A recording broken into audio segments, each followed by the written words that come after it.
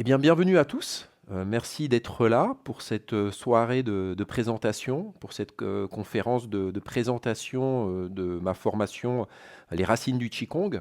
Je viens justement de finir un cours, hein, puisque j'ai déjà une promo avec qui je travaille depuis bientôt 6 mois, puisqu'on en est au 10e cours. On a fini le 10e cours ce soir, hein. C'est une formation qui se fait sur 6 mois à raison de 2 cours par mois, donc un cours tous les 15 jours.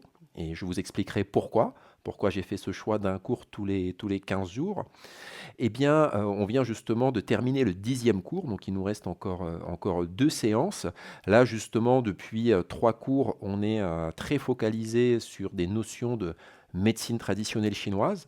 Mais là aussi, je vous expliquerai tout ça puisque je vous donnerai un tout petit peu une visu sur le programme de cette formation. Donc, qu'est-ce qu'on aborde sur ces 12 séances? Et donc là, on vient encore de travailler sur des notions de médecine traditionnelle chinoise clés. Et comme vous l'avez compris, hein, enfin je pense que vous l'avez compris si vous avez lu un tout petit peu ma plaquette de présentation, l'idée c'est que de toute façon, toutes les notions théoriques soient connectées à la pratique du Qigong, hein. C'est-à-dire la médecine traditionnelle chinoise vue dans l'espace du Qigong, quoi. C'est comment la médecine traditionnelle chinoise peut nourrir notre pratique et comment on peut comprendre ces notions à la lumière de la pratique. Voilà. Et justement, il y a aussi un trajet entre les deux, c'est-à-dire comment la pratique nourrit la théorie et comment la théorie nourrit la pratique. Donc, je vais commencer par une présentation des choses les plus pragmatiques, et puis au fur et à mesure, je vais vous dérouler le programme, en tout cas les grandes lignes du programme de cette formation, et puis ensuite on prendra le temps des questions, hein, de questions-réponses, si vous avez des questions précises sur le sujet.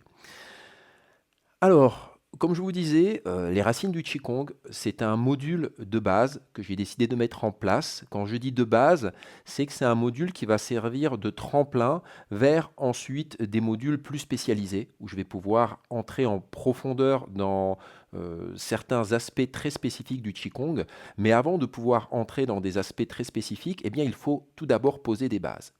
Alors, poser des bases pour aller plus loin ou simplement poser des bases pour nourrir notre pratique, donc pour nourrir votre pratique à l'instant T, hein.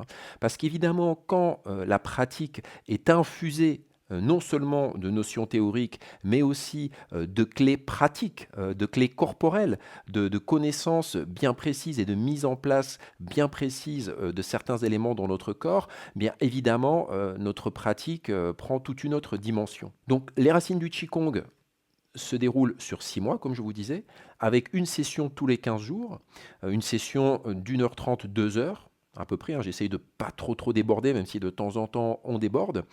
Et pourquoi j'ai choisi ce rythme-là? Eh bien, parce que, à mon sens, c'est le rythme nécessaire pour qu'il y ait une maturation. C'est une formation qui est très dense, hein, puisqu'on aborde des sujets, voilà, des sujets qui sont non seulement issus d'une culture qui, pour la plupart des gens, leur est étrangère, hein. C'est une manière de penser et de voir le monde qui est totalement différente que de ce que nous, on a développé en Occident. Et donc déjà, il y a cette barrière-là à franchir. Donc il y a certaines notions qui vont demander du temps pour être intégrées. Ensuite, tout simplement, intellectuellement, quand on aborde certaines notions de médecine traditionnelle chinoise, elles sont assez complexes. Donc il faut pareil le temps pour pouvoir les digérer, les intégrer. Pareil pour certains exercices corporels. Pourquoi? Parce que certains exercices corporels nécessitent de la maturation. C'est pas parce qu'on a compris intellectuellement un exercice que cet exercice-là, eh bien, d'un seul coup, voilà, il va être mis en place dans le corps. Il va non seulement demander des répétitions, voilà, mais il va aussi demander, j'allais dire, une maturation où on ne peut pas aller plus vite que la musique, hein. Je prends souvent l'exemple du jardinage, d'un potager, où on peut mettre en place les conditions idéales afin qu'un légume ou une plante pousse, mais en même temps, on ne peut pas la faire pousser plus vite que ce que la nature permet, hein. On peut y mettre du purin, on peut bien la soigner, on peut pailler autour, bref, on peut en prendre soin, elle poussera mieux, elle poussera bien, mais il y a un certain rythme au-delà duquel elle ne peut pas aller et qui est tributaire tout simplement de la nature. Et bien là, c'est pareil, il y a certaines choses qui ont besoin de maturer, pardon, de naturer, un jeu de mots sans faire exprès, de maturer et il faut leur laisser le temps. Et puis, bah, ça laisse justement le temps aux gens de bosser certains exercices fondamentaux qu'on met en place, qui ne sont pas forcément certains super fun, hein, mais qui nécessitent cette répétition. Et souvent, je prends l'exemple aussi de la musique, où pareil, quand on apprend certains instruments de musique, eh bien, il faut faire ses gammes, il faut travailler des exercices de base. Je ne sais pas, quelqu'un qui travaille le piano, eh bien, il faut qu'il travaille certains jeux de doigts, certaines notes. Et là, à nouveau, ça nécessite un tout petit peu de temps. Bien là, c'est pareil, il y a des postures qui ne sont pas forcément très compliquées, où il n'y a pas des milliards de gestes, mais où il y a une mise en place qui demande une répétition, qui demande un retour régulier à ces postures pour pouvoir être pleinement comprises, pleinement incorporées et qu'elles puissent éclore en nous. Voilà. Donc ces 15 jours, c'est non seulement une nécessité en termes d'intégration des éléments théoriques, des notions théoriques, mais également en termes de maturation et de pratique sur les exercices que cela demande. Voilà. Et puis je sais qu'il y a peu de personnes qui, sur ces 15 jours, ont le temps de pratiquer tous les jours. Dans l'idéal, évidemment, si on peut, eh bien, on consacre, j'allais dire, 10, 15 minutes, 20 minutes de pratique quotidienne à ces exercices. Après, ce n'est pas toujours possible. Et c'est pour ça que je me suis dit, voilà, sur 15 jours, je sais que les personnes, elles vont réussir à pratiquer au moins 50% du temps, c'est-à-dire 7 jours sur les 14, même si voilà, il y a des moments où elles ne peuvent pas se mettre à la pratique, elles vont réussir sur ces 14-15 jours à pratiquer au moins 7 jours, voilà, répartis sur cette période. Voilà. Et là, pareil, quand je dis pratiquer 7 jours, ça ne veut pas dire qu'à chaque séance de pratique, ça nécessite 2 heures de pratique. Non, justement, là, une fois de plus, j'ai configuré ce cursus de manière à ce que, avec, j'allais dire, une vingtaine de minutes de pratique, on puisse faire le job. Voilà. Donc, on peut dire une vingtaine de minutes, 7 jours sur les 15, eh bien, ça permet de mettre en place, de commencer à mettre en place les choses, en tout cas de planter la graine et que la germe commence à pousser. Ça ne veut pas dire qu'évidemment, au bout de 7 jours ou 15 jours, vous aurez un arbre. Vous comprenez bien que les exercices fondamentaux que je propose dans cette mise en place, eh bien, ils nécessitent ensuite d'être continués, hein. Là, les élèves avec qui j'ai commencé, on est à la 10e séance. Donc il nous reste encore quoi? Il nous reste un mois et demi de pratique encore. Eh bien, les exercices, un des exercices qu'on a mis en place le jour 1, il le pratique encore. Voilà. Alors, à nouveau, ce n'est pas des exercices qui aient besoin de pratiquer 20 minutes, mais on a un exercice voilà, qu'on fait 5 minutes régulièrement, puis on en a un autre qu'on fait 5 minutes régulièrement, et puis voilà, ça va s'ajouter, et tout ça va maturer dans le temps.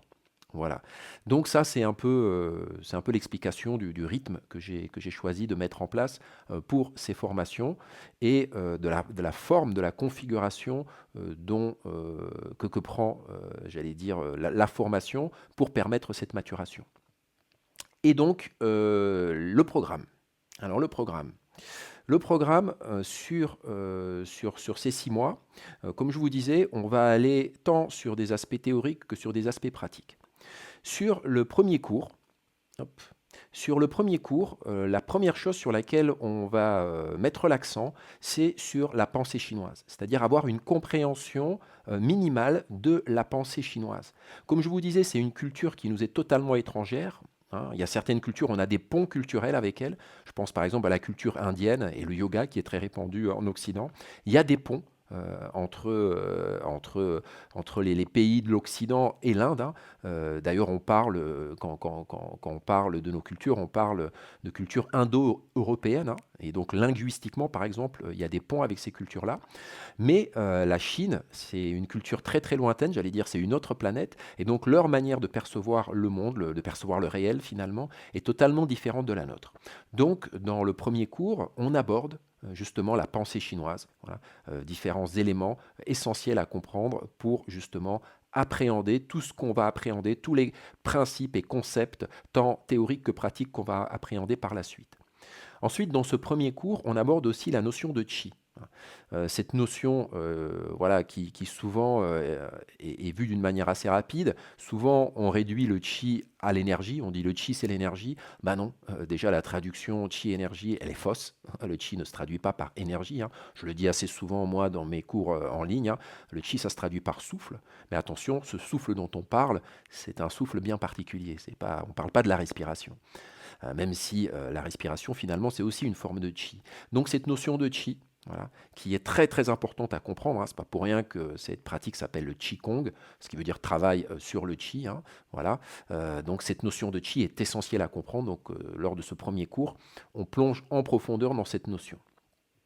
Ensuite, sur le premier cours, en termes pratiques, on voit également une posture fondamentale, la posture du Wu-Chi, dont je parle aussi régulièrement dans mes cours en ligne. J'ai une petite vidéo d'initiation à cette posture dans mes cours en ligne, mais là, on plonge vraiment beaucoup plus en profondeur dans cette posture, qui est vraiment, j'allais dire, c'est à partir de là que toute la pratique peut se déployer. C'est peut-être certains d'entre vous connaissent le Tao Te Ching, le livre de la voie et de la vertu, ce livre qui est le fondement du taoïsme. Eh bien, il y a dedans une célèbre citation qui dit le 1 engendre le 2 engendre le 3 et le 3 engendre les 10 000 êtres. Voilà. Ça parle du yin et du yang, entre autres, mais aussi d'autres concepts. Et les 10 000 êtres, c'est tout simplement tout ce qui est, toute la création, tout le manifesté, tout le monde manifesté. Bref, tout part de ce 1. Eh bien, le Wu-Chi, en termes postural, en termes de pratique du Qigong, c'est un peu pareil, c'est notre 1. Voilà. Donc, il faut bien comprendre cette posture, mais aussi, il faut mettre en place certaines choses pour justement pouvoir planter, j'allais dire, ce pilier essentiel. Donc, il y a un travail qu'on fait sur ce Wu-Chi dans ce premier cours, et ensuite, on va faire un travail sur le centre. Voilà. Alors, c'est quoi le centre déjà? Voilà, tout ça, on en parle, et on va laisser ce centre émerger à partir de ce travail postural. Donc là aussi, c'est un cheminement bien précis. Voilà. Et ça, justement, ce travail du Wu-Chi, c'est quelque chose qu'on commence à mettre en place sur ce premier cours et qu'ensuite, j'invite mes élèves à continuer à travailler. Et moi-même, je le travaille encore, après 25 ans de pratique. C'est un peu comme une base, j'allais dire, c'est un peu comme la personne qui fait du sport, mais qui encore régulièrement va faire son petit footing ou sa marche pour toujours avoir cette base, entretenir cette base. Donc c'est important. Okay. Ensuite, sur le deuxième cours, on aborde une notion fondamentale qui est la notion des quoi. Voilà. C'est un travail d'ouverture d'une articulation essentielle, et c'est l'articulation des hanches. Donc sur ce premier cours, on va travailler sur l'ouverture de la porte des hanches. C'est une porte, et on va l'ouvrir. Et là, à nouveau, on est sur des choses vraiment fondamentales. C'est comme je vous disais, si on ne met pas en place certaines choses fondamentales dans la pratique, eh bien, j'allais dire, on ne bénéficie pas pleinement de toute la puissance et toute la profondeur de cette pratique. Alors j'en parle souvent aussi des hanches dans mes vidéos. Chaque fois je dis, quand on parle de flexion de jambes, c'est avant tout une flexion de hanches. Voilà. Et c'est tout ça qu'on va travailler dans ce deuxième cours. On va aussi travailler sur ce que j'appelle la tanor. La tanor, c'est ce four alchimique. Et la tanor, c'est quoi? Pour moi, c'est le bassin. Donc on va travailler sur le placement du bassin. Voilà, là aussi, il y a des choses très très spécifiques à faire. Ensuite, on met aussi en place ce que j'appelle établir la prise terre, c'est-à-dire établir un juste rapport à la terre. Voilà. Qu'est-ce que ça implique? Eh bien, c'est justement le propos de ce cours. C'est pas le propos ici, mais on va établir cette prise terre, donc ce juste rapport à la terre, qui est vraiment essentiel, parce que tout part de là à nouveau. Ok. Finalement, les choses, elles partent les choses les plus subtiles émanent des choses les plus grossières. Quand je dis grossière, c'est pas péjoratif, j'entends par là les choses finalement les plus tangibles. L'intangible et le subtil finalement émanent du plus tangible et du plus dense. Alors ça ne veut pas dire qu'il n'y a pas un dialogue entre les deux et que l'un nourrit pas l'autre, mais on commence par la base. C'est comme l'esprit. L'esprit s'incarne dans la carne. On s'incarne dans la carne. L'esprit s'incarne dans la carne. Donc sans le corps, pas de chemin spirituel. Donc un chemin spirituel, il passe par le corps. Tout ça pour dire que établir cette prise terre est essentiel. Ensuite, on travaille également sur une notion forte qui s'appelle abaisser le souffle Tantian. Quand je dis on travaille, là, on est dans de la pratique physique. Abaisser le souffle Tantian, quelque chose vraiment d'essentiel. Je vois qu'on me qu'on me pose déjà des questions. Je répondrai aux questions un tout petit peu après, hein, s'il te plaît, Barbara. Je crois que c'est Barbara qui m'a posé la question. J'y reviendrai un peu après. Donc, je disais, abaisser le souffle authentienne. Voilà, c'est une chose essentielle à mettre en place dans la pratique et on voit ça sur ce cours numéro 2. Et ensuite, on a les exercices de conscientisation de hanches et des exercices de mobilité des hanches. Voilà, très très important. On l'a compris, ce travail sur les quads est essentiel. Dans le troisième cours, on commence à aborder un très très gros morceau qui derrière a plutôt des apparences assez anodines. Hein. Voilà, on ne dirait pas, mais c'est un très très gros morceau. Et ce très très gros morceau, c'est la notion de yin-yang. Voilà. Alors là, on pourrait se dire, ah bah, oh, yin-yang, voilà, je sais pas, masculin, féminin, oui, yin ou yang, c'est vite vu. Non, pas du tout. La notion de yin-yang est très très profonde et très très complexe. Souvent, c'est une notion sur laquelle, même je l'ai vu en médecine traditionnelle chinoise, beaucoup d'écoles passent rapidement dessus. Hein, en faisant un espèce de tableau de classification, oui, yin froid, yang chaud, yin en bas, yang en haut, montée, descente, bref, des couples comme ça, hein, qu'on met dans un tableau, mais qui pour moi n'ont pas beaucoup de sens. Et cette notion de yin-yang est bien plus profonde, et d'ailleurs, on l'étudie tout au long de 2 cours. Il n'y a pas seulement au travers de ce cours numéro 3, mais vous verrez aussi par la suite. Donc on commence à aborder cette notion de yin-yang. On voit le yin-yang dans l'histoire, on voit la notion de Tai Chi Tu. Hein. Tai Chi Tu, qu'est-ce que c'est le Tai Chi Tu? C'est ce symbole que tout le monde connaît, c'est ce symbole du yin et du yang. Hein. Ça veut dire, Tai Chi Tu, ça veut dire le diagramme du Tai Chi. Hein. Et le Tai Chi, c'est quoi? C'est ce symbole du yin et du yang. Mais là, à nouveau, notion assez profonde et qu'on aborde là. Et qui est essentielle également pour nourrir notre Qigong, en tout cas qui est très intéressante. Évidemment, on peut pratiquer le Qigong sans tout ça. Hein. Mais évidemment, quand on intègre certaines notions, eh ben notre Qigong prend une autre dimension, c'est évident. Donc, la notion du Tai Chi Tu. Et en termes pratiques, ensuite, on va travailler sur la posture du cavalier. Voilà. Là aussi, c'est quelque chose que j'ai déjà abordé dans mes cours en ligne, mais là, on va beaucoup plus loin dans la mise en place de cette posture du cavalier, et surtout, on peut prendre le temps ensemble. Cours numéro 4, on continue sur le yin-yang, partie 2. Partie 2, yin-yang. Voilà, on continue à plonger en profondeur et on va attaquer un autre gros morceau qui va être le I Ching. Hein, le I Ching qui est, j'allais dire, l'ouvrage le plus ancien de la culture chinoise. C'est ce qu'on appelle le livre des transformations. Il est très connu parce que certains s'en servent comme outil divinatoire, mais on va voir que à la base déjà, c'est bien plus profond et bien plus vaste que ça et bien plus intéressant que ça. Donc on commence à aborder le I Ching, et là à nouveau, moi ce qui m'intéresse, c'est qu'il y ait toujours une relation à la pratique. On n'est pas là pour engranger de la théorie et des notions intellectuelles et de l'érudition, même si l'érudition est intéressante bien sûr. Mais le but, c'est que ça serve toujours la pratique et que ça nourrisse et que ça infuse la pratique. Ok ? Ensuite, on voit des exercices, on continue à avoir des exercices pour la mobilité des hanches. J'en suis où? Ouais, la mobilité des hanches, voilà. Et puis, on voit un exercice que j'appelle le yin-yang Kong. Kong, ça veut dire travail. Hein. Donc, on pourrait résumer ça par un exercice yin-yang ou travail yin-yang. Et c'est un exercice que j'ai aussi poétiquement appelé les nuages se meuvent, la pluie tombe et la brume s'élève. Voilà.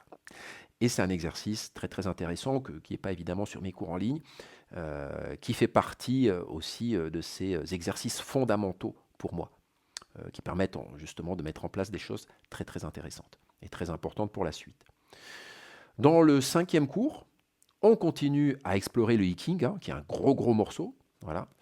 Toujours à la lumière de la pratique, ou plutôt la pratique à la lumière du I Ching, hein, comme vous voulez. Hein.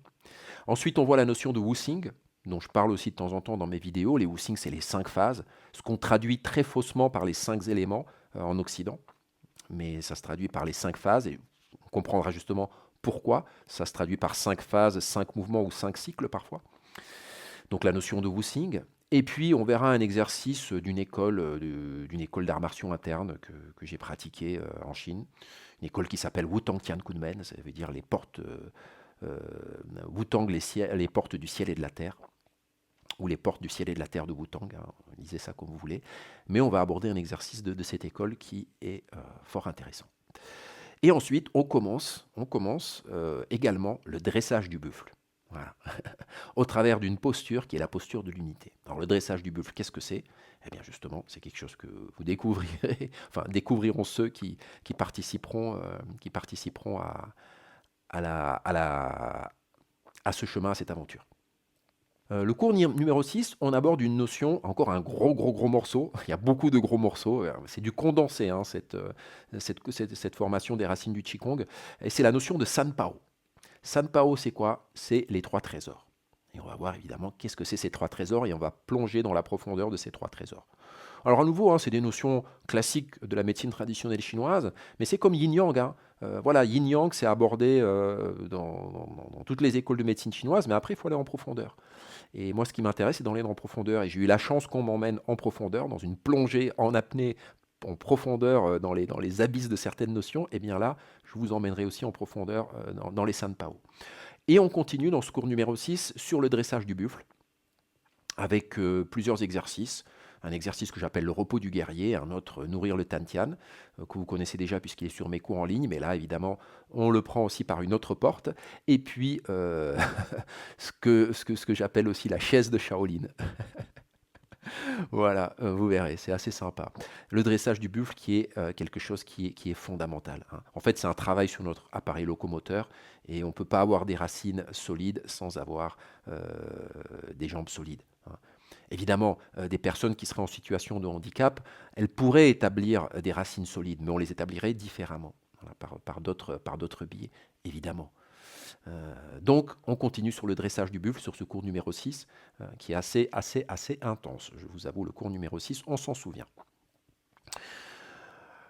Et paradoxalement, même le cours numéro 1 à Wuchi, attention, ne vous y trompez pas, hein, quand on aborde vraiment le travail de cette posture, c'est physique, c'est très physique, je peux vous le dire. En tout cas, c'est intense, c'est ça que je veux dire quand je dis que c'est physique. Le cours numéro 7, eh bien, le cours numéro 7, on aborde ce que j'appelle les 4 piliers du Qigong. Ce que sont pour moi les 4 piliers du Qigong. On va aussi aborder en termes de pratique ce que j'appelle la souplesse du tigre. C'est-à-dire on va voir certains étirements fondamentaux, parce que la souplesse est également importante, comme l'aspect musculaire dans le corps. Hein, je vais dire, on est sur Terre, on est dans la carne, on est dans la chair, donc il y a aussi besoin de travailler un aspect physique. Vous voyez, à nouveau, c'est cette dialectique yin-yang. Hein. Souvent, le travers dans certaines pratiques énergétiques, entre guillemets, j'aime pas déjà ce terme, mais voilà, dans les pratiques dites énergétiques, c'est que les gens ne travaillent pas du tout sur le corps et se disent, oui, ça va être un truc avec de l'énergie, tout ça. Mais bon, c'est comme l'électricité, quoi. Hein. Si vous faites passer de l'électricité, il faut un câblage. Voilà. Et plus vous voulez faire passer de courant, plus ce câblage doit être solide. Ça ne veut pas dire qu'il faut que vous soyez des gens hyper musclés, etc. Mais ça veut dire qu'à votre niveau, à ce que vous êtes vous, ben le physique doit être quand même suffisamment solide. Hein. Alors, on peut être tout fin, tout petit, voilà, mais le physique peut être solide. Et d'ailleurs, paradoxalement, en Chine, j'ai vu souvent justement des personnes âgées qui pourtant enfin, on dirait pas, elles sont très fines, voilà, elles n'ont pas de masse musculaire, tout ça, mais les muscles ont une qualité, ils ont une qualité musculaire qui fait qu'ils ont une mobilité et une qualité posturale qui est juste incroyable, quoi. D'ailleurs, ça me fait penser à une petite vidéo que j'avais mise sur YouTube quand j'étais allé en Chine et que j'avais pratiqué un peu dans les parcs, où il y a que des personnes dites âgées et qui font des trucs, mais juste hallucinants, quoi. Et puis, voilà, ils sont là en tenue de ville, ils font leur petite gymnastique, où vous dites, ah ouais, quand même. Et pourtant, c'est une génération, c'est cette génération-là de personnes âgées qui a vécu des choses très très difficiles, quoi. Parce qu'ils ont vécu à une époque où la Chine n'avait rien à voir à ce qu'elle est aujourd'hui. Bon, je continue sur le cours numéro 7.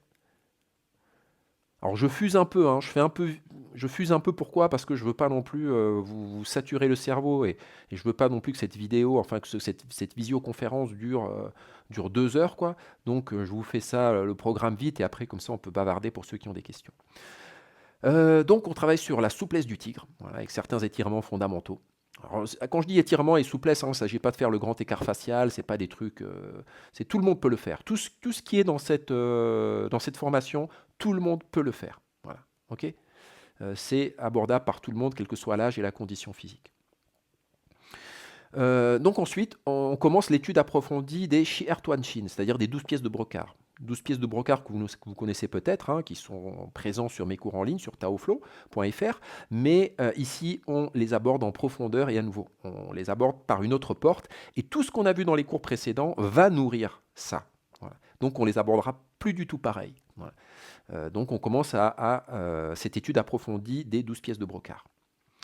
Cours numéro 8, et même 8, 9 et 10, on met le focus sur la médecine traditionnelle chinoise et sur un aspect fondamental de la médecine traditionnelle chinoise, c'est les zangfu. Les zangfu, c'est quoi? C'est les fonctions organiques. Et là aussi, j'ai eu la chance voilà, d'avoir un enseignement très qualitatif là-dessus, très intéressant et très différent de ce qu'on rencontre dans la plupart des écoles. Voilà, une approche super, par un super prof. On aborde cette notion de Zangfu, puisque voilà, le Qigong, c'est une facette de la médecine traditionnelle chinoise aussi. Hein. Il y a plusieurs manières d'aborder le Qigong, et il a différents aspects qui sont, j'allais dire, finalement connectés entre eux. Hein. C'est comme plusieurs cercles, mais ces cercles sont interconnectés. Hein. Vous voyez, comme si on faisait plusieurs cercles interconnectés, et à la croisée de ces cercles, il y a une forme géométrique qui apparaît. Et ce que je veux dire par là, c'est que même si le Qigong peut être abordé de manière multiple, hein, on peut avoir des Qigong qui sont abordés à des finalités martiales, des Qigong qui sont abordés plutôt dans une direction de développement personnel, spirituel, on pourrait dire, et puis des Qigong qui sont abordés simplement comme une gymnastique santé, donc pour la santé. Mais ce n'est pas hermétique. Hein. Tous ces champs-là, finalement, ils s'interpénètrent. Et quand on travaille sur l'un, finalement, on travaille aussi sur l'autre. Après, on peut mettre plus l'accent sur un ou sur l'autre, ou on peut développer de manière concomitante ces trois facettes, c'est chacun son choix ensuite. Mais, j'allais dire, chaque aspect nourrit l'un, puisque c'est les mêmes notions que l'on retrouve à l'intérieur. Hein. C'est ce multiple, c'est à nouveau ce un, mais qui va vers cette multiplicité, vers ces 10 000 êtres. Hein. On part de choses simples pour aller vers du multiple. Le cours numéro 11, on s'intéresse au système des méridiens et au point d'acupuncture, toujours pareil en relation avec la pratique. Ensuite, on va travailler des exercices qu'on appelle des Peidan Kong. C'est des exercices de percussion. Et par contre, c'est des exercices de percussion particuliers qui sont propres à l'école interne d'où je viens. Donc, des Peidan Kong de l'école interne, de mon école interne. Okay. Le 12e cours, on s'intéresse au Qigong et aux saisons. Donc on voit la relation entre le Qigong et les saisons. On voit aussi comment construire ces séances à court, moyen et long terme. Hein. Donc au travers de tout ce qu'on a recueilli sur les cours précédents, mais justement on commence à avoir des outils pour devenir vraiment autonome dans la mise en place de sa pratique, dans la compréhension de sa pratique et même ensuite dans l'évolution de sa pratique. C'est-à-dire que pour moi, le but au travers de cette formation, c'est aussi vous donner un bagage, comme si je vous donnais la base dans votre sac à dos. Hein, vous avez l'essentiel dans ce sac à dos pour pouvoir partir en voyage. Et avec ça, ensuite, vous pouvez vous-même faire grandir votre pratique. Et vous aurez les outils de compréhension de la pratique. Okay. Ce qui veut dire que quand vous aborderez des Qigong ailleurs, peut-être avec, je ne sais pas, même au travers de vidéos ou d'autres enseignants, ben vous aurez des outils qui vous permettront de comprendre des choses, de comprendre, tiens, pourquoi dans ce Qigong on fait ça? Pourquoi on fait ça? Et ça vous permettra aussi directement de mettre en place une ergonomie posturale qui fera que ces Qigong, même si vous les abordez au travers d'une vidéo ou même d'un livre, eh bien, vous puissiez voir des choses qui ne sont pas expliquées là, parce que vous les savez. Voilà. Et puis, vous avez aussi j'allais dire, vous connaissez le contexte d'ensemble, parce que vous avez également une compréhension de la pensée et de certaines notions théoriques essentielles. Mais toujours pareil, des notions théoriques qui dynamisent et nourrissent de la pratique. Moi, ça ne m'intéresse pas de la théorie pour de la théorie. Je ne suis pas là pour juste triturer le cerveau. Donc, on va apprendre à construire nos séances, hein, court, moyen, long terme, c'est-à-dire une séance au moment T, mais aussi une séance, je ne sais pas, sur un mois, sur un trimestre, et puis sur plus long terme, sur des années. Voilà, comment organiser notre pratique, comment nous projeter sur ces différentes échelles de temps. Ensuite, on va avoir des notions du Nettan. Ah, je l'avais loupé aussi. Dans le cours 11, on voit des notions du Nettan. C'est-à-dire, Nettan, c'est quoi? C'est l'alchimie taoïste. Et on voit des notions qui sont propres à l'alchimie taoïste, comme par exemple les Tantian, la notion de Tantian, de chant de cinabre. Alors qu'on retrouve aussi dans le Qigong, évidemment, mais il faut savoir que ça vient de l'alchimie taoïste. Hein. Et ça, c'est aussi des choses qu'on voit dans les cours précédents. Dans les premiers cours, on aborde aussi justement au travers de la pensée chinoise, on aborde aussi un tout petit peu la philosophie taoïste, voilà, toutes ces choses qui infusent la culture chinoise. Je ne suis pas allé dans le détail de qu'est-ce qu'il y a derrière la pensée chinoise, mais il y a tout ça. il y a le bouddhisme Chan, il y a le taoïsme, il y a d'autres notions culturelles fondamentales. Bref, donc les Tantian qu'on voit dans le cours 11, et là j'étais sur le cours 12, et là on aborde ce qu'on appelle les 4 figures animales, voilà, qui sont une notion importante, mais à nouveau, comment cette notion s'anime dans la pratique. Et puis, je mets aussi en place une petite introduction au Nekong de l'école. Nekong, c'est quoi? C'est le travail interne. Là, on rentre dans des choses, voilà, au niveau pratique, qui sont beaucoup plus complexes, qui demandent déjà qu'il y ait une base, voilà, qui est une base fondamentale, pour aller ensuite plus en profondeur. Donc là, je considère qu'au 12e cours, eh bien, vous avez bossé, ça fait 6 mois que vous bossez, ça fait 6 mois que vous laissez maturer des notions, hein, parce que je le rappelle, hein, cette formation, c'est pas un truc passif, c'est pas un truc où vous êtes assis et moi je vous déverse un truc et puis je vous transmets des PDF que vous lisez. Non, c'est comme un cours à la fac, hein. Vous êtes dans un amphi et vous bossez, quoi. Voilà. Parce que c'est quand on bosse qu'on rend les choses vivantes et qu'on les intègre. Et donc ça veut dire que ensuite, bah, toutes ces choses-là, vous les confrontez aussi à votre réel. C'est-à-dire comprendre certaines notions de la pensée chinoise, comprendre certaines notions philosophiques qui ne sont pas que philosophiques, qui sont justement pratiques. La notion de yin-yang, de qi, des sanpao, tout ça, c'est des notions vivantes. J'ai oublié aussi les sanguan, les 3 passes, quoi. Tout ça, c'est des notions qui sont hyper importantes et qui sont vivantes. Et donc, au fur et à mesure, finalement, vous allez les voir prendre vie dans votre quotidien. Vous allez voir comment elles sont là autour de vous, comment elles respirent et comment elles infusent votre quotidien, comment elles infusent votre pratique. Comment d'un seul coup, on a tous un filtre pour appréhender le réel, pour voir le réel, hein. Et bien là, sur ce filtre-là, vous allez avoir des nouveaux éléments qui vont apparaître. Et vous allez commencer aussi à voir le réel finalement d'une autre manière et à appréhender le monde et votre vie d'une autre manière. Voilà. Et donc, dans ce 12e cours, je fais une introduction au Nekong de l'école, de ce qu'on m'a transmis, que ce soit dans le Tai Chi ou dans le Qigong, hein, puisque moi, je considère que voilà, ces pratiques peuvent se nourrir l'une l'autre, quoi. Okay, de toute façon, Qigong, ça veut dire quoi? Ça veut dire travail sur le Qi. Nekong, ça veut dire quoi? Ça veut dire travail interne. Qu'est-ce qu'on entend par travail interne? Là aussi, c'est un grand débat. Donc voilà. Donc je pense que j'ai oublié encore des petites choses, hein, voilà, puisque j'ai une manière aussi d'enseigner qui fait que bah, quand il y a des choses qui me viennent, bah, je les dis parce que bah, il y a des choses qui à un moment peuvent nous emmener ailleurs, peuvent nous emmener des fois un peu plus loin. Et donc voilà, j'emmène aussi des fois des éléments qui ne sont pas forcément que j'avais pas mis dans le programme.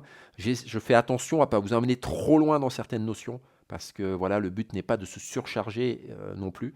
Et vous allez voir que des notions justement qui paraissent simples ou qu'on comprend intellectuellement, ensuite pour les rendre vivantes et comprendre comment finalement ce système vit, quoi, hein, comment ça respire tout ça. C'est ça qui nous intéresse, c'est que ça soit vivant. Eh bien, ça demande du temps. Voilà. Voilà, voilà. Oula, encore, vous êtes encore 14 personnes, vous avez réussi à rester sur ce long monologue. Sur ce monologue. Alors, c'était pas très interactif cette première partie, hein. Euh, En plus, j'aime pas trop, moi, en général, bosser comme ça, petit 1, petit 2, petit etc. Donc voilà, tout ça, c'est pas exhaustif, hein, ce que je vous présente. En fait, c'est un chemin avec des étapes, hein, des points d'étape. Voilà. Donc là, je vous ai un peu présenté des points d'étape, mais il peut s'avérer que des fois, on fait un voyage et puis on se rend compte que ben non, tiens, on va passer un peu par là avant de revenir sur le chemin principal. Et je me laisse toujours cette liberté. Pourquoi? Parce que chaque instant est différent. Chaque groupe est différent, chaque jour est différent finalement, hein. Donc il faut aussi vivre avec ça, quoi. Il faut aussi respirer avec la respiration du monde et puis être souple, quoi. Être souple. Et donc voilà, là je vous ai présenté un peu les grandes étapes que moi je nécessite, que moi je considère qu'il est nécessaire, par lesquelles il est nécessaire de passer. Donc je veille à ce que vous passiez par toutes ces étapes, mais il peut se trouver qu'au cours du chemin, on passe aussi par par des chemins, on prenne des petits chemins à côté des sentiers, hein, qu'on se perde un peu dans les bois avant de revenir. Voilà. Mais tous ces points-là que je viens d'évoquer, tout cela, ça sera vu. Voilà. Plus d'autres choses, on verra. Voilà. Alors déjà, ce cursus, pour moi, il se suffit à lui-même. Voilà. Il vous permet, comme je vous disais, de vous donner cette base fondamentale pour vraiment amener votre pratique à un autre niveau.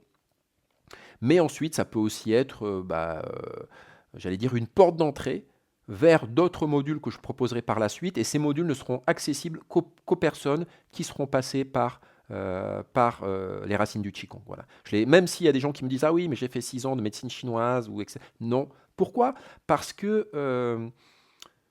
j'allais dire, chaque transmission est un univers. Et c'est un univers qui est cohérent. C'est pas une vérité. Voilà, je ne détiens pas une vérité. Mais tous les éléments et comment ils s'articulent sont cohérents dans cet ensemble. Voilà. Si on les enlève de cet ensemble, bah, ils perdent de leur cohérence. Donc, c'est pour ça qu'à certains moments, il faut s'astreindre à pratiquer dans un certain système.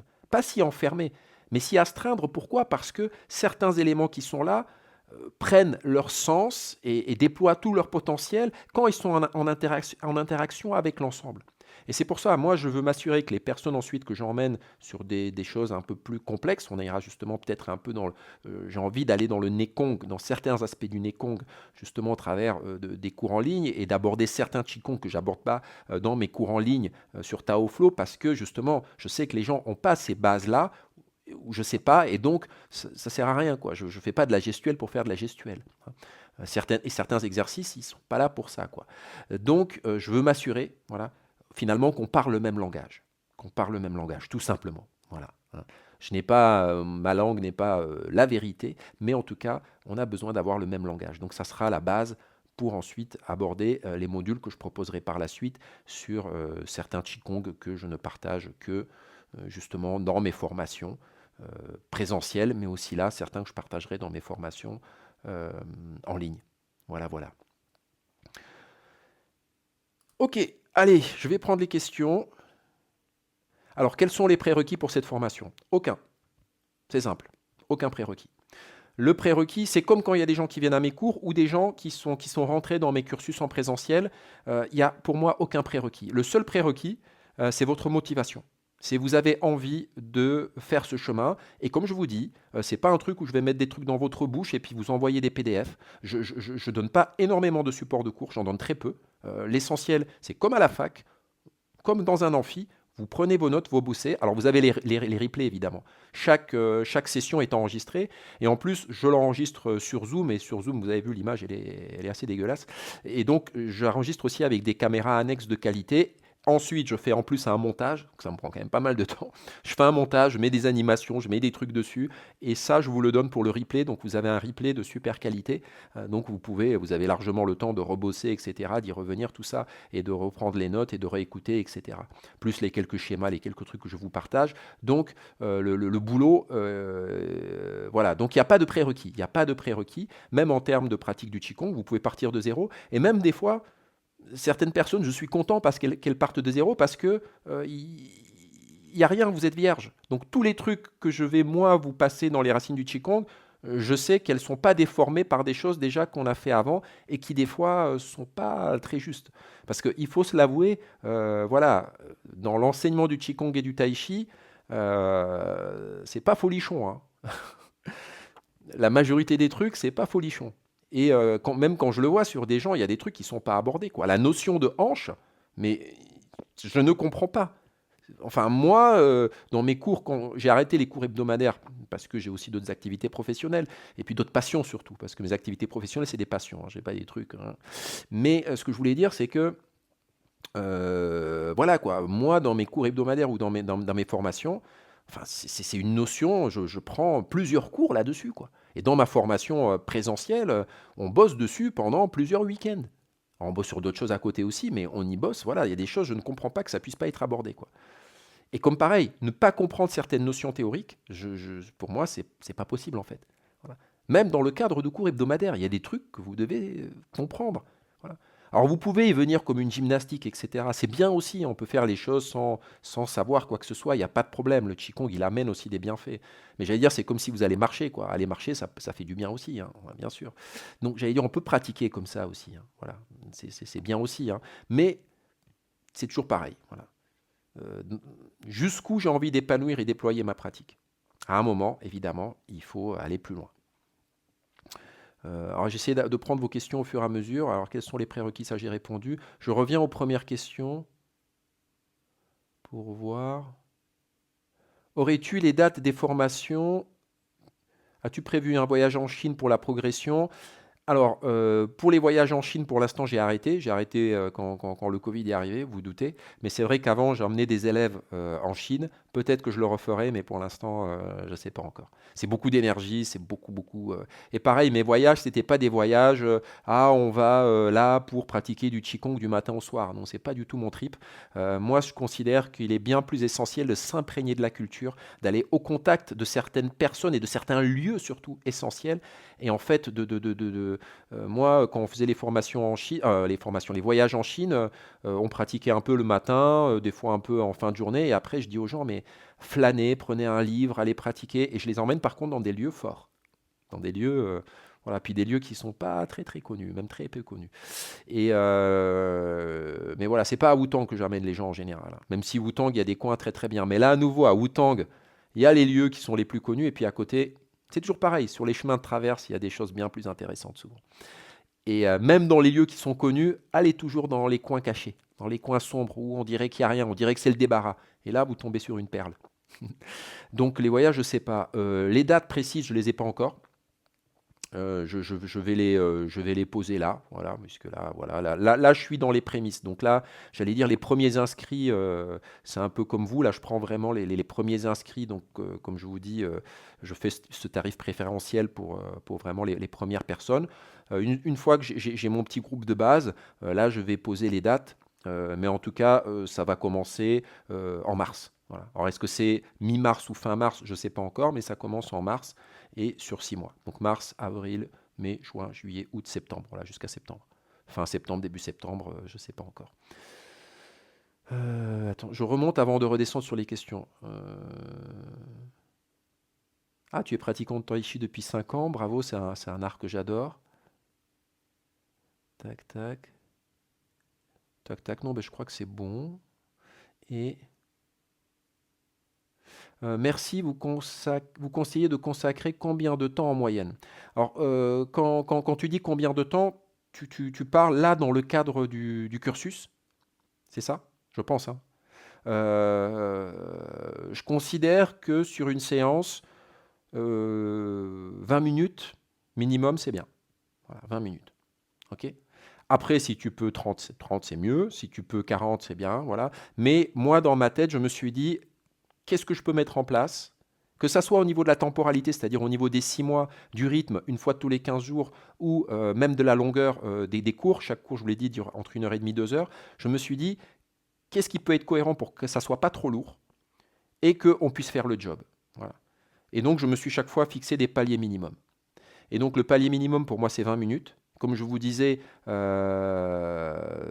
sur 7 jours entre les deux séquences, c'est le minimum. Après, j'ai des élèves qui, tous les jours, font 20 minutes.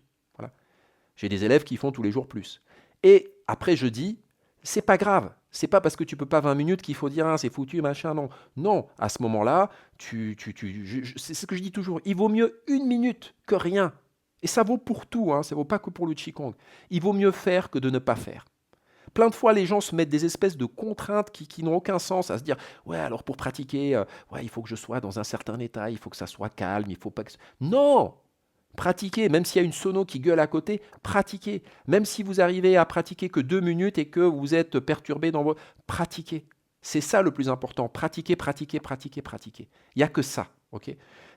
Donc, même si je ne peux pas mettre en place ces 20 minutes, je mets en place 5 minutes, etc. Comme je vous ai dit, il y a les replays. Et puis, vous emmagasinez un bagage, vous emmagasinez des connaissances, vous mettez des outils dans votre besace. Et peut-être après, vous aurez une période plus propice et vous pourrez consacrer ce temps-là à ces exercices. Ok. Donc, voilà, ça peut aussi être comme ça, quoi. Ce qui est sûr, c'est qu'il faut faire au moins un tout petit peu. Voilà, voilà. Donc, comme je dis, un palier à 20 minutes, plus si on peut, et si on ne peut pas, on fait quand même un tout petit peu, on fait un petit quelque chose de temps en temps. Durant cette formation, comment s'assurer que nos postures seront... Ah merde, ça a sauté, une autre question qui est arrivée. Seront bonnes ou pas pour les corriger au fur et à mesure. Ben, j'allais te dire, là, on fait comme on peut. Hein. En dématérialisé, on fait comme on peut. Je me suis rendu compte que c'est possible. Voilà. Je vous donne les indications les plus précises possibles. Et je vous donne aussi des points de repère de ressenti interne, mais aussi de visuel. Parce que j'invite les gens sur certaines choses à travailler avec un miroir, par exemple. Et donc, il y a des choses que je vais vous montrer en vidéo qui sont claires. Et vous le verrez si dans votre corps, voilà, vous êtes d'une manière ou d'une autre. Et il y a certaines choses que vous sentirez parce que je vous donne des indications claires et précises. Mais après, j'allais te dire, même dans mes cours en présentiel ou dans mes formations sur 3 ans, quoi. Voilà, il y a des gens, tu vas les corriger 100 fois et 100 fois, le même travers postural qui va revenir. Et un jour, il va se passer un truc où, paf, d'un seul coup, la personne comprend. Donc, il y a aussi cette histoire de temps et de maturation. Que tu vas te dire, ah, c'est ça qu'il voulait dire par s'asseoir dans les hanches. C'est ça qu'il voulait dire par ces images qu'il prenait et ces paraboles qu'il faisait. C'est de ça qu'il parlait. Donc je ne peux pas te dire, voilà, je vais te donner la baguette magique, mais je te donne, à mon sens, les outils pour que tu puisses faire le job. Voilà. Après, je ne peux pas te garantir qu'il soit fait, mais je le vois sur la formation en ligne que je fais. Je vous dis, genre, ça fait un premier groupe avec lequel je suis en train de terminer. Je vois que ça marche. Le temps de travail personnel après les cours, oui, c'est ce que tu disais, oui. Bah, je pense que j'ai répondu à ta question. Si c'est pas assez clair, n'hésite pas à me redemander. Voilà, je vois pas bien les prénoms parce que j'ai pas mes lunettes pour lire. Ah si, là je vois Elisabeth. Quel est le temps par séance et combien de séances prévues avec le timing? Alors tu veux dire les séances, c'est-à-dire les cours que moi j'anime? Alors si tu parles des cours que j'anime, c'est comme j'ai dit au début, chaque séance dure entre 1 heure et demie et 2 heures. Voilà. Et sur ces 1 heure et demie, 2 heures, on fait de la théorie et de la pratique. Il y a certains cours, comme je l'ai dit là lors du programme, qui seront purement de la théorie, parce qu'il y a des choses qui demandent du temps et qu'il faut prendre le temps de se poser, qui sont fondamentales. Donc quand on aborde les Zong Fu dans le Qigong, ben, voilà, de la médecine chinoise dans le Qigong, ben, je prends le temps, je me focus en général sur la théorie. Et voilà, donc dans le module, comme tu dis, ouais, c'est 1h30, 2 heures par cours. J'ai choisi 1h30, 2 heures, pourquoi? Parce que j'ai fait des formations en ligne qui durait 5 heures. Et franchement, pour moi, c'était ingérable. Voilà, c'est comme un plat trop lourd, trop dense, trop long. T'es assis, non, c'est pas possible. C'est pas. Alors après, il y a des gens pour qui ça marche, mais pour moi, ça marche pas. Et moi, j'enseigne ce que je sais, ce que je comprends et ce que je trouve viable et ce qui marche pour moi. J'allais dire, ce que j'enseigne, c'est à mon image. C'est comme mes cours en ligne, voilà. Hein. Vous l'avez vu, hein, il y a des trucs qui me correspondent pas. Je suis comme je suis. Et puis je considère, et franchement, et là je le vois sur ce premier groupe que j'emmène, ce que j'emmène, c'est du condensé et c'est du dense. Et il n'y a pas besoin de faire 10 000 trucs. C'est comme dans ce film Karate Kid, je ne sais pas si vous vous en souvenez. Voilà. Quand le maître il fait faire des exercices très simples à son élève, mais alors il lui en fait bouffer.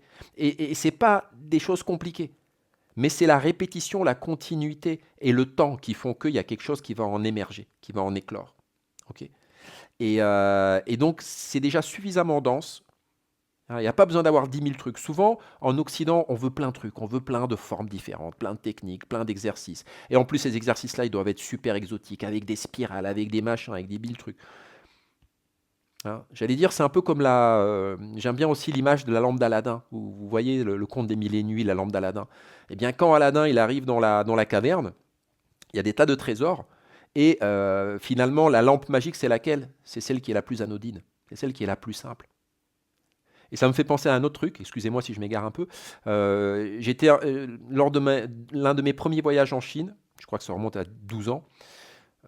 J'adore la cérémonie du thé chinoise, donc tous les objets autour du thé chinois. Bref. Donc je me retrouve dans une boutique, une espèce d'antiquaire où il y avait plein de trucs.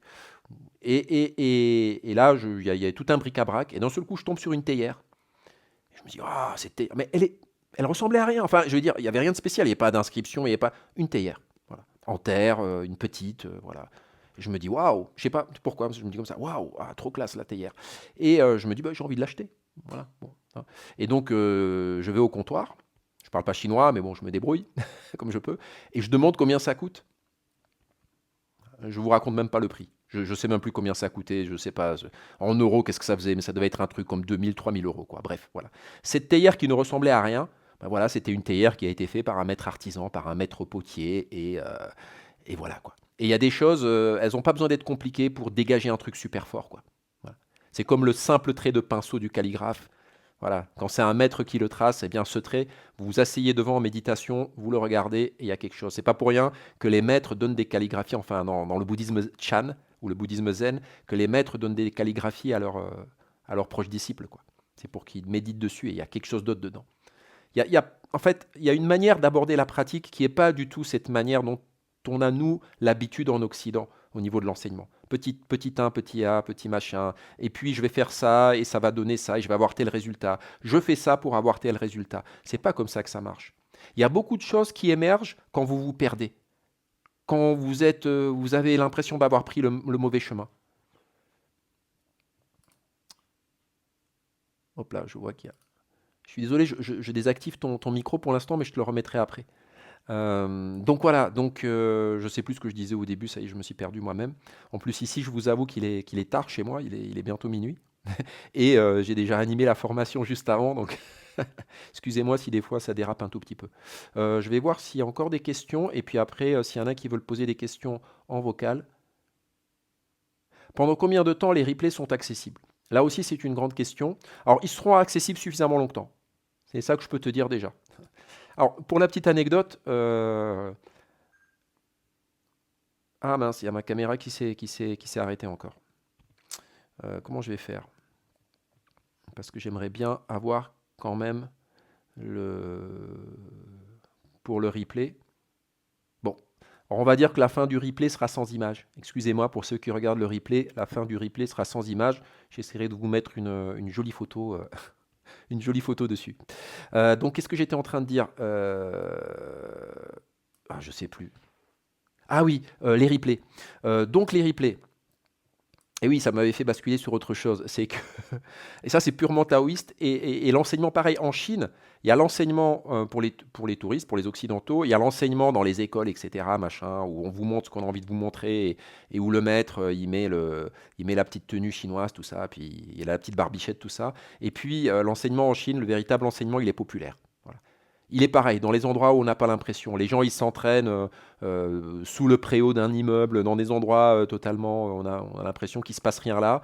Vous baladez dans un parc et d'un seul coup, au détour d'un chemin, voilà, vous avez un groupe de pratiquants. Et ce n'est pas le groupe de pratiquants qui fait les choses synchro, jolies, en costume. En général, c'est l'enseignement populaire, c'est totalement différent. Et dans ce type d'enseignement-là, je me rappelle...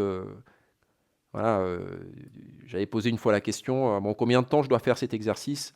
Et la réponse a été le temps nécessaire. Voilà. Ça, c'est une réponse très chinoise, très taoïste. Qu'est-ce que je voulais dire? Donc le replay, combien de temps il sera accessible? Suffisamment longtemps. Suffisamment longtemps, mais pas à vie. Non, il ne sera pas accessible à vie. Pourquoi? Parce que je ne veux pas rentrer dans ces trucs où les gens, justement... Quand en fait, on est dans une certaine position de confort, on ne bosse pas. Donc il faut un peu de confort, mais pas trop. C'est comme pour la prise de notes, c'est comme, voilà, tu as un cours, si on te dit, le cours, il est là à l'instant T, et il sera pas là après, je peux t'assurer que ta qualité d'écoute, sur le moment, elle ne sera pas la même que si on te dit, ouais, mais c'est bon, je vais te filer un fascicule qui te réexplique tout, et puis machin, etc. Bon, c'est pas le cas, hein. Je vous rassure, le replay sera accessible, hein, mais je le laisse accessible tout le temps de la formation, et puis sûrement quelques mois après. Ce qui vous laisse largement le temps de les voir, de les revoir, de prendre les notes, de rebosser, etc. Pour moi, c'est dans mes cours hebdomadaires, je disais aux gens, voilà, finalement, pour moi, dans l'idéal, c'est qu'à un moment, vous ne veniez plus à mes cours. Voilà. C'est qu'à un moment, alors après, vous pouvez venir pour le plaisir de rencontrer le groupe, pour le plaisir de me voir, comme pour les vidéos. Hein, vous pouvez venir, même si vous connaissez l'exercice, ça peut faire plaisir de le faire avec moi, même en vidéo, tout ça, c'est toujours sympa. Ou ça nous donne un petit pense-bête. Hein, ah tiens, je me rappelle que ça, c'est ça. Ou ça nous donne une petite discipline. À nous dire, ah ben voilà, je suis abonné, donc je bosse. C'est des petits trucs cons des fois. Mais l'idée pour moi, c'est que vous deveniez autonome. Voilà. Et donc là, pareil, sur les replays, moi, à un moment, les trucs, vous les avez intégrés. Donc ça sera accessible pendant tout le temps de la formation et ça sera accessible suffisamment de mois après pour que vous ayez le temps, etc. Et puis si tu me dis, oui, j'ai pas eu le temps, machin, t'inquiète pas. Voilà, je sais aussi, je suis souple et je sais faire de l'individuel. Et si on me dit, ah ouais, mais je sais pas, il s'est passé ça dans ma vie et il se trouve que je ne pourrai y revenir que dans X temps, eh bien ne t'inquiète pas, je ferai en sorte pour que ça puisse se faire. Merci Elisabeth et à bientôt. Merci, merci. Et donc, comme je vous disais, hein, profitez du lien de réduction là, parce que je ne vais pas le laisser ad vitam aeternam. Je vous l'enverrai aussi par mail. Donc, je ne sais pas, ça sera actif, je ne sais pas, 24, 48 heures, voilà quoi, hein. Euh, voilà. Là aussi, hein, c'est l'histoire de dire, bon, bah voilà, à un moment, on a envie de franchir le pas, on a envie de faire quelque chose. C'est comme je vous disais, les prérequis, pour moi, ils sont pas, ils sont plus dans la motivation et dans l'envie, quoi. Donc, à un moment, tu as envie de faire un truc ou tu pas envie de le faire, quoi. C'est yin-yang, à un moment aussi, faut, ça me fait penser, parce que tout à l'heure, on parlait de samouraï, sur ma formation précédente, enfin, sur le cours juste avant. Et l'esprit des samouraïs, très intéressant. Le bouddhisme zen, bouddhisme Chan, hein, chinois, qui a donné le bouddhisme zen au Japon, très intéressant. C'est aussi des choses qui infusent la pratique, hein, puisque la pratique, culturellement, elle est infusée d'énormément de choses. Bref, je disais, on parlait de samouraï, et là, ça me fait penser à un célèbre ouvrage écrit par un samouraï. Et dedans, il y a un enseignement qui dit un samouraï doit prendre sa décision en 7 respirations. Bon, c'est un peu samouraï, on est d'accord, mais c'est intéressant. Des fois, il faut, voilà. Des fois, puis on a une intuition, on a un feeling, on sait, et puis des fois, il faut écouter ce feeling, cette intuition. Tout ce que je veux dire par là, c'est que, vous voyez comment je prends les chemins de traverse, hein. C'est pour ça, des fois, les cours, ils durent un peu plus que 2 heures aussi, hein. Et voilà, donc tout ça, je disais, voilà, le tarif préférentiel, il est là, accessible, profitez-en. À un moment, il faut sauter le pas.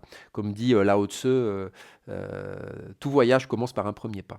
Alors, s'il y a des personnes qui ont des questions, levez la main, hein. Je vous ai dit, ça se passe en bas dans le petit émoticône réaction. Vous cliquez sur lever la main, vous levez la main et vous pouvez poser votre question vocalement. Moi, je réfléchis si j'ai encore des choses à dire. Alors, sûrement, hein, j'ai toujours des choses à dire. Je pourrais encore en dire plus, évidemment, sur les racines du Qigong. Hum, Les modules qui vont suivre, je ne sais pas encore. J'ai déjà des idées, j'ai déjà des pistes, mais là, justement, ce premier groupe me permet de voir là où je peux amener les gens ensuite, pour ceux qui veulent, hein. Comme je vous ai dit, les racines du Qigong, ça suffit à soi-même.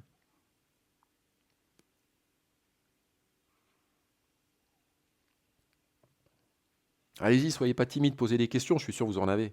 Ne dites pas que vous n'avez pas de questions, quoi.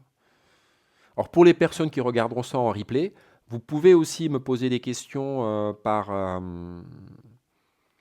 sur le forum du site taoflow.fr. Il y a un forum, vous pouvez poser les questions dessus. Vous pouvez aussi me poser éventuellement les questions par mail, hein. Il y a le contact sur taoflow.fr ou même sur la page de la formation, il y a mon contact aussi. Donc vous pouvez aussi me poser les questions par mail. Je suis un peu plus long sur les mails parce que bon, je vous avoue que des fois j'ai pas mal de trucs à gérer, donc les mails, voilà. Si vraiment vous voulez vous engager sur la formation, que vous posez des questions, on peut aussi prendre un rendez-vous téléphonique. Je fais ça aussi, puisque comme je sais qu'il y a... Et de toute façon, pareil, comme je vous disais, les personnes qui ensuite ont des objectifs bien précis avec leur pratique, que ça soit l'enseignement ou autre chose, hein. Ça peut être quelque chose de personnel. Je fais cette formation. Pourquoi? Cette formation, je la fais pour moi, parce que j'ai envie d'avoir un outil pour la vie, quoi. Ou cette formation, je la fais parce que, bah oui, effectivement, un jour, j'ai envie d'aller vers l'enseignement, donc j'ai envie d'acquérir des bases solides. Ou, voilà, ou je sais pas. Et donc là-dessus, quand les gens ont des objectifs bien précis ou qui veulent clarifier certaines choses, je peux aussi prendre des rendez-vous téléphoniques et prendre le temps avec eux d'en parler, quoi. Mais là, à nouveau, quoi, je fais pas ça pour les gens ouais, je sais pas si, peut-être que, machin. Ça veut pas dire qu'au terme du rendez-vous téléphonique, faut s'engager sur la formation, pas du tout. Mais je veux dire que, voilà, je les prends pas, les gens qui veulent juste pour voir, quoi. Voilà, si ça vous intéresse vraiment, on en parle. Après, vous faites le choix que vous voulez, il n'y a pas de problème. Mais vous avez compris. Allez, j'ai une autre question. Ah, alors, grande question. Quelle est la différence entre le Qigong et le Tai Chi? Alors ça, c'est une question, j'y répondrai pas là parce que j'ai un article là-dessus. Je vais te le mettre en lien. Il y a un article que j'ai écrit il y a quelque temps qui répond très bien à la question. Sommairement, je pourrais te dire que déjà le Tai Chi Chuan, c'est un art martial. Voilà. Alors après, évidemment, c'est la plupart du temps pratiqué pour la santé, mais c'est un art martial. Donc c'est majoritairement pratiqué comme une gymnastique, mais ça n'en est pas une. Voilà. Moi, c'est pas comme ça que je l'ai reçu la transmission.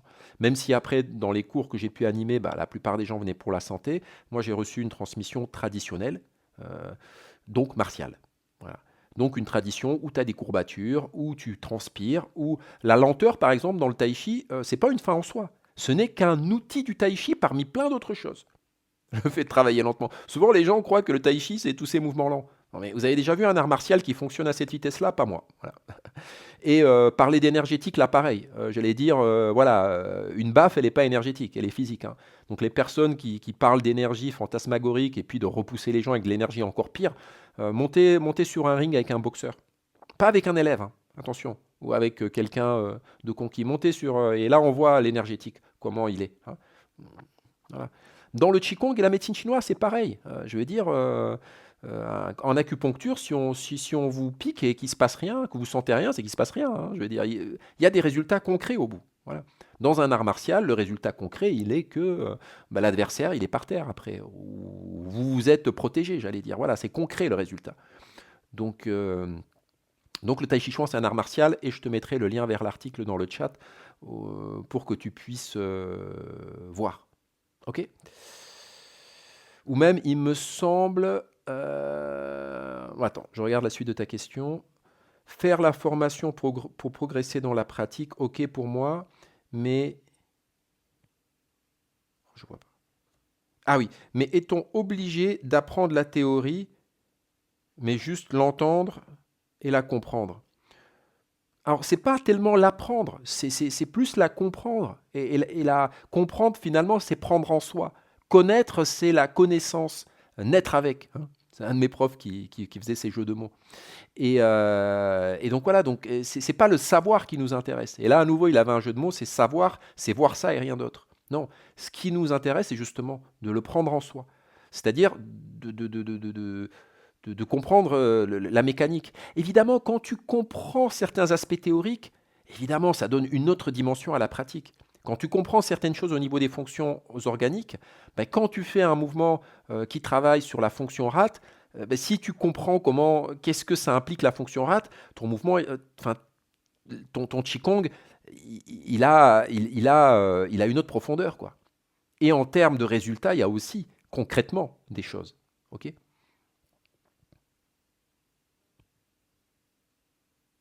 12 cours en visio, c'est bien cela. Voilà, 6 mois, 2 cours par mois. Exactement, 12 cours. En plus, j'ai pas fait exprès, hein. 12, c'est un cycle. Voilà.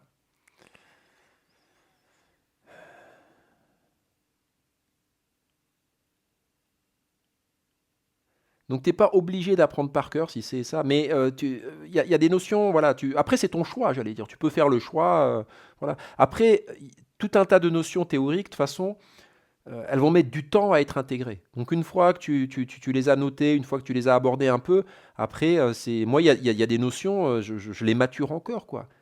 Mais c'est comme pour tout, vous allez me dire. C'est comme pour tout. C'est comme pour tout. Voilà, voilà. Merci à vous. Merci, valeureux auditeurs, d'avoir suivi mes élucubrations pendant si longtemps. J'espère que ça vous a intéressé, que vous avez appris des choses, que ça vous a donné envie d'approfondir votre pratique, d'aller plus loin. J'espère que certains d'entre vous nous rejoindront pour cette belle aventure. Et puis, voilà, je vous dis à bientôt. Prenez soin de vous. Nourrissez votre pratique, que ce soit avec moi ou sans moi. Nourrissez quelque chose, faites-le grandir et à bientôt. Merci.